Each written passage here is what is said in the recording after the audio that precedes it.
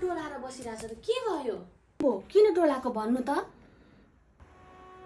के भयो भन्नु अब त्यही त हो नि अब सधैँ थाहा छँदैछ अब दसैँ त गयो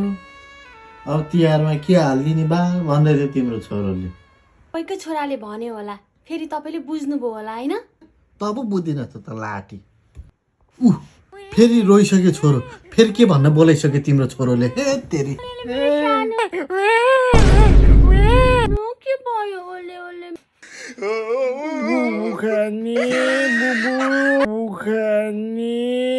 बुबु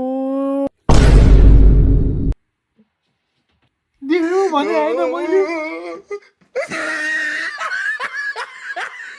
लो मार्यो मार्यो मार्यो